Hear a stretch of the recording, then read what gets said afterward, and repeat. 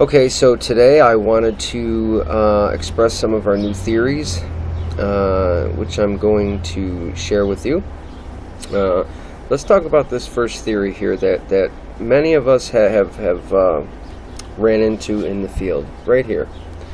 But let's first look at livescience.com. Alright, so here's this.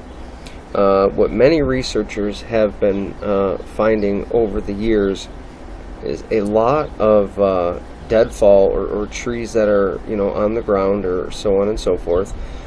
They've been smashed to some type of a pulp, torn apart, dug through using a rock, so on and so forth.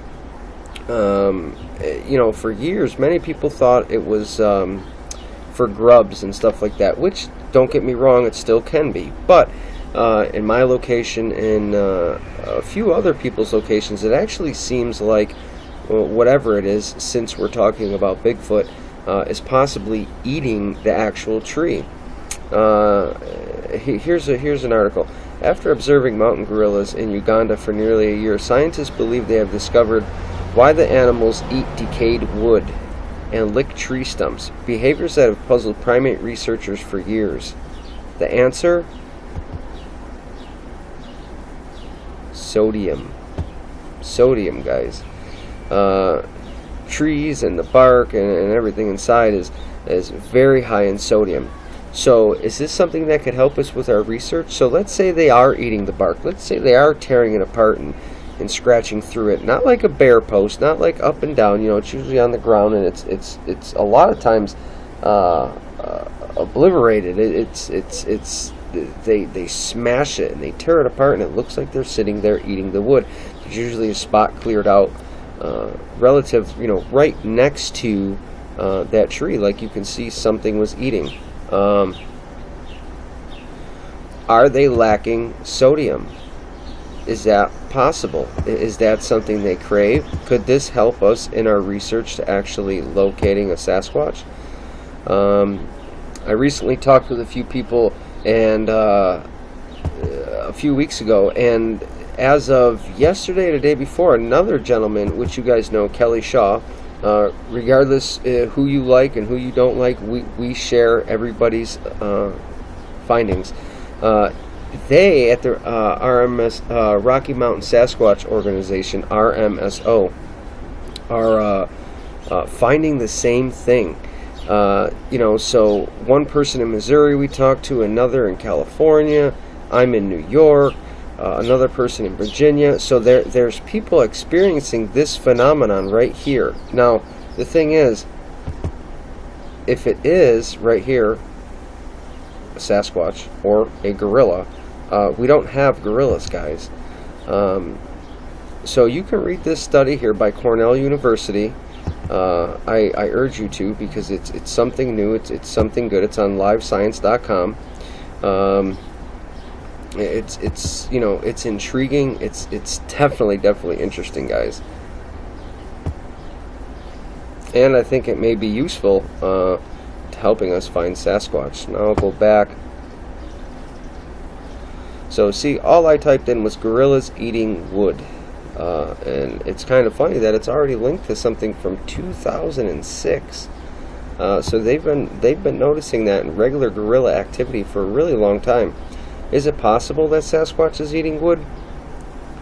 Well, from what many researchers that are actually boots on the ground in the field are witnessing, this is what it seems like.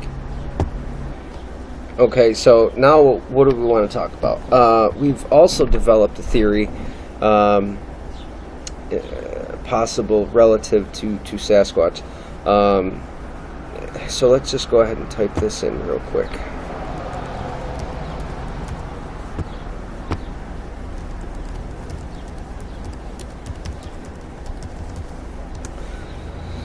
Sasquatch migration.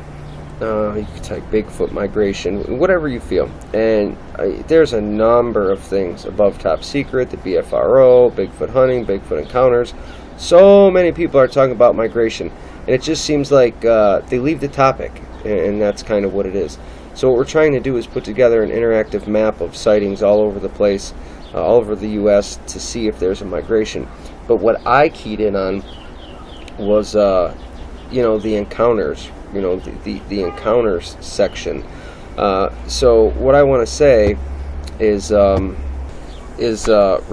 to Sasquatch migration here. Bobby Short actually writes this. No shortage of opinions. So if you go to BigfootEncounters.com, it's actually a pretty good article if you're trying to tie migration, like other animals that we know do, to migration of Bigfoot. So you take some considerations in favor. Bigfoot seem to be wide-ranging. They haven't stuck around long. It's kind of like a hit-and-run strategy. Bigfoot has been observed at certain locations primarily or almost exclusive during certain seasons, if they're omnivorous, which there's speculation about that, so we really don't know. So I kind of have to throw that one out. Heavy coat for first survival, severe winters, etc., etc., etc. What we wanted to go into and talk about is the actual sightings. 90% of the time, guys, if you look back and you hear all these reports, it's either crossing a road, in a field, near a house, near a trailer, all these things. But what's reported is a huge upright bipedal creature that is fairly large, usually above 8 feet tall. We're hearing 8 feet, 10 feet tall, 9 feet tall in retrospect. What we're not hearing is, I seen a female with breasts or a juvenile actually cross the road or the highway or anything like that. We're hearing that it's a male, right? So what we've been doing is reaching out to other researchers, and a lot of people have stated that every year they're getting a new male Sasquatch into their area. Now, why does that become relative? So let's put two things together. If we're always seeing huge species cross the road or in the field, so on and so forth, that's indicative of a male, correct? Well, if researchers are stating, hey, I'm getting a new male into my area, a new male in my area every year, that is showing that possibly the males are the ones migrating. And as we know, we see females and juveniles that are together all the time. They may stick in their core areas. The males may be moving off to these other areas to find other females to mate, possibly, because if they continue to mate in the same gene pool, what's going to happen is the deformations that we do see, or the retardation, or eventually it'll kill off the gene pool. So with that, is it possible that the male Sasquatches are the ones that are moving around? It seems likely, because we're seeing less females, we're seeing less juveniles, and when I say we, I mean the people that are having the encounters and the sightings, not necessarily the researchers, because the researchers that are in the woods do see the females, do see the juveniles. I'm talking about the sightings that are new, the sightings that have come about. It's always something crossing a field, or or a road, and it's always a large male. Very rarely do you see the female or the juvenile. So putting that together, I believe that the males are the ones migrating and the females are staying back. But if you look at this article, Byrne, Krantz, DeHinden, Green, some of the best people that have been out there doing research, some of these guys have passed away. Actually, most of them, or all of them,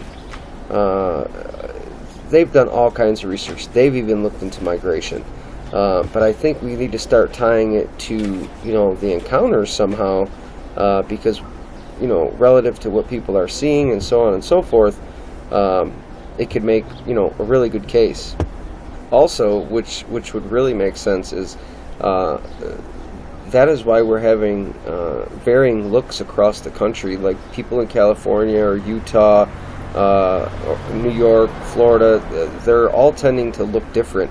Some look nomadic, some look like apes, some look hybrid, some look humanoid.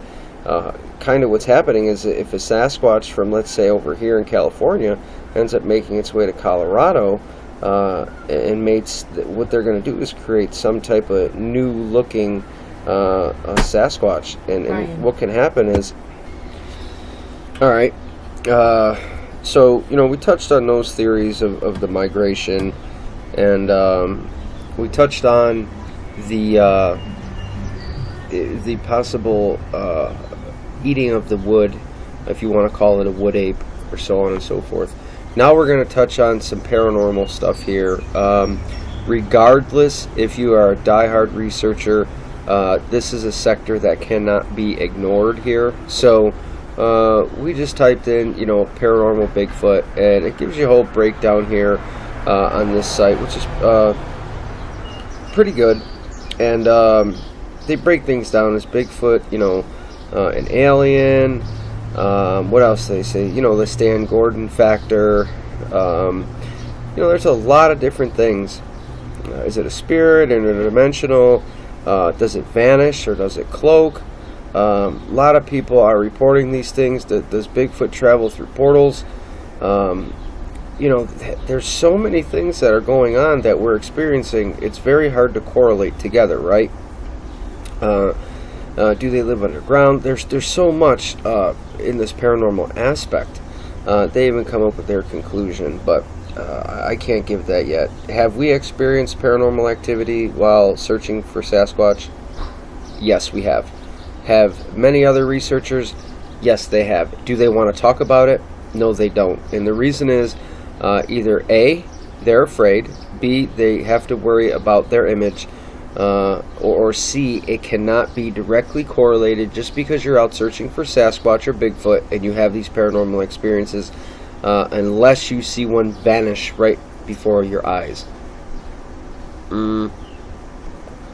So, in our attempt now, what I'm actually doing is I'm reaching out to all the Bigfoot communities all over the place, all the little forums and so on and so forth, and I'm attempting to get a retrospect of how many paranormal things have happened.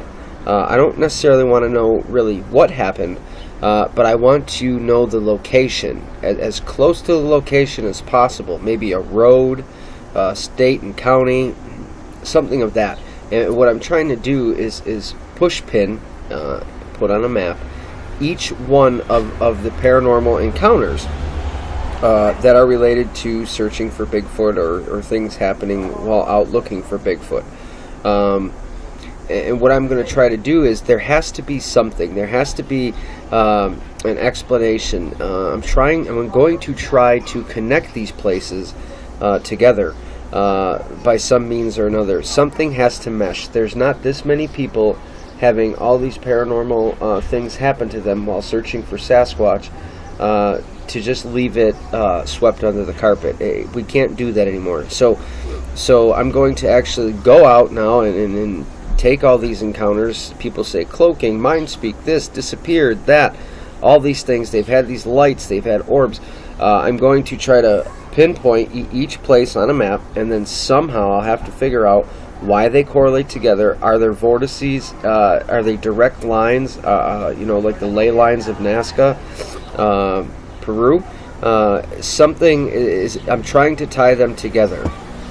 And what I want to do is I want to keep everybody silent, because people do not want to, be out there knowing, hey, I've had a paranormal encounter and so on and so forth.